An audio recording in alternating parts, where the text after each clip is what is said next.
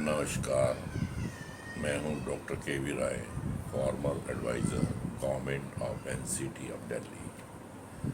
आज Delhi government series के अंदर हम एक नए एक्ट के बारे में बात करेंगे जिसका नाम है Delhi right of citizens to time bound delivery of services act 2011।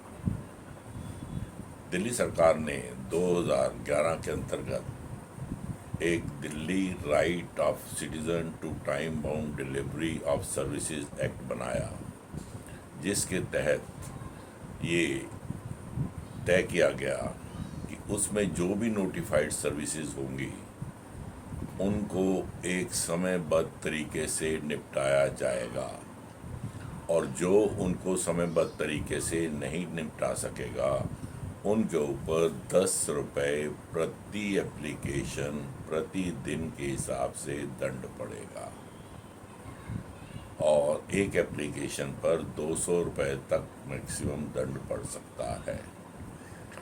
इस प्रकार से एप्लीकेंट्स को एक टाइम बाउंड तरीके से सर्विसेज प्रोवाइड करने का ये तरीका ढूंढा गया है। ये सारा कंप्यूटर से लिंक सिस्टम है, और जिस दिन एप्लीकेशन रिसीव होती है उसके बाद कंप्यूटर के ऊपर उसका सारा डाटा आना शुरू हो जाता है कि एप्लीकेशन का स्टेटस क्या है। एप्लीकेंट भी उसका स्टेटस देख सकते हैं क्योंकि उनको भी वो नंबर दे दिया जाता है। यदि किसी एक्टिविटी पे 30 दिन की समय सीमा है और उसमें 31 दिन लग गए तो 10 रुपये का दंड जो है उसके ऊपर पड़ जाएगा, और ये दंड सरकारी कोष में नहीं जाएगा बल्कि सरकार की तरफ से एप्लीकेंट को मिलेगा। यानी कि दंड जो है ये इसका भरपाई करने के लिए एप्लीकेंट को दिया जाएगा। तो इस प्रकार से जो दंड की रिकवरी है वो कंसर्न अधिकारी या कर्मचारी से की जाएगी जिसके कारण से एप्लीकेशन के डिस्पोजल में डिले हुआ। अब तक जो है 4-5 नोटिफिकेशंस जारी करके 560 से ज़्यादा एक्टिविटीज़ जो पब्लिक से रिलेटेड हैं उनको इनके अंतर्गत कवर कर दिया गया है। इन एक्टिविटीज़ की लिस्ट जो है उसका जो लिंक है मैं वो इसके अंदर दे दूंगा, आपको बॉक्स में डाल दूंगा, और चारों नोटिफिकेशन आप देख सकते हैं। इस एक्ट की कॉपी भी, इसकी भी नोटिफिकेशन मैं उसके अंदर आपको दे दूंगा। तो इस नोटिफिकेशन को पढ़ने के बाद आप देखेंगे कि तकरीबन हर सर्विस जो सिटीजन से रिलेटेड है, चाहे वो राशन कार्ड से रिलेटेड हो, ड्राइविंग लाइसेंस से रिलेटेड हो, ओबीसी एससी एसटी सर्टिफिकेट लेने से रिलेटेड हो, डेथ सर्टिफिकेट लेने से रिलेटेड हो, बर्थ सर्टिफिकेट लेने से रिलेटेड, ये सारी एक्टिविटीज़ उसके अंदर कवर्ड हैं। इवन लाइसेंसेस का इशू होना और उनके रिन्यूअल के बारे में भी एक्टिविटीज़ को कवर करने का प्रयास किया गया है। समय समय पर नोटिफिकेशन के माध्यम से नई एक्टिविटीज़ लागू इसमें डाली जा रही हैं ताकि मैक्सिमम जो एक्टिविटीज़ हैं उनके ऊपर एक समयबद्ध तरीके से सर्विस प्रोवाइड की जा सके। तो इस प्रकार अब तक लगभग 560 एक्टिविटीज़ इसके अंतर्गत आ चुकी हैं, और यदि उसमें किसी बाबू ने गफलत की या किसी इंस्पेक्टर ने की या किसी अधिकारी ने डिले किया तो ये उनको दंड देना पड़ेगा। और दंड की वापसी का जो है तरीका बहुत आसान है।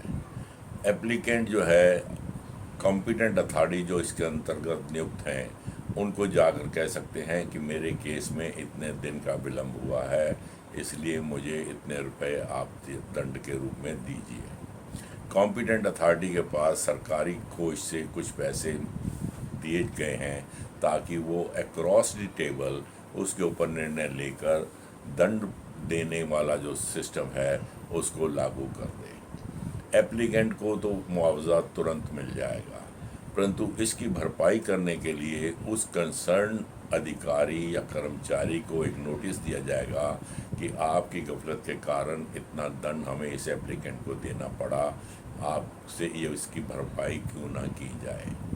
एप्लीकेंट को दंड देने के बाद इसकी रिकवरी जो है कंसर्न अधिकारी या कर्मचारी से की जाएगी। उन कर्मचारी और अधिकारियों को भी ये सुविधा दी गई है कि वो चाहें तो इसके अगेंस्ट अपील भी कर सकते हैं।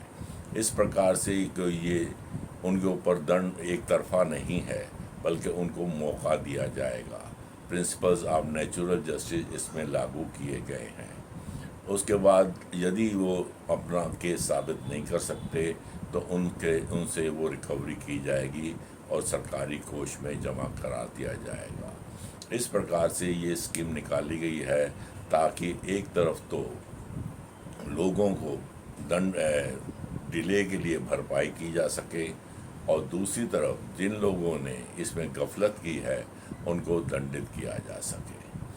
तो इस एक्ट के माध्यम से 2 ऑब्जेक्टिव्स अचीव करने का प्रयास किया गया है। Number 1, time bound delivery system, समयबद्ध तरीके से किसी भी एक्टिविटी का निपटारा हो जाए। इसमें ये ध्यान रखने की बात है कि एप्लीकेंट जब भी अपना आवेदन देने जाए वो कंप्लीट इन ऑल रेस्पेक्ट हो, ताकि यदि उसमें त्रुटियां होंगी तो उसके लिए कर्मचारियों को हम दोषी नहीं ठहरा पाएंगे, ना अधिकारी को दोषी ठहरा पाएंगे, और वो उस एप्लीकेशन को रिजेक्ट कर सकते हैं या ऑब्जेक्शन लगाकर एक तरफ रख सकते हैं।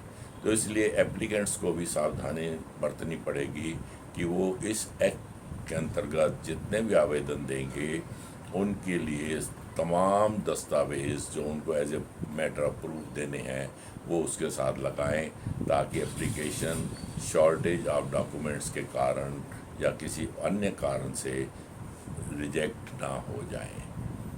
तो इसका लाभ उठाने के लिए सभी दिल्ली के नागरिकों से निवेदन है कि वो इसकी नोटिफिकेशंस को देखें और अपना अपना आवेदन देते समय पूर्ण रूपेण आवेदन दें, ताकि उनको और को कोई एप्लीकेशन ना तो रिजेक्ट हो और यदि डिले होता है तो उनको दंड की भरपाई कर दी जाए। परंतु अभी तक इसके अच्छे परिणाम नज़र आए हैं। 90% ऑफ द रिक्वेस्ट जो हैं वो समयबद्ध तरीके से निपट रही हैं। जिन एप्लीकेशंस में कोई डिले वगैरह हुआ है वहाँ अभी तक किसी न किसी कारण से क्लेमेंट्स नहीं आए हैं कि उनको इस दंड का मुआवजा दिया जाए। या तो लोगों को इसकी जानकारी नहीं है और या वो जो है इस छोटे से दंड के लिए भरपाई के लिए वो दफ्तरों में जाना नहीं चाहते। एनीवे, आप इसका लाभ उठाएं व लोगों को भी इसके बारे में इंफॉर्मेशन देने का प्रयास करें। धन्यवाद।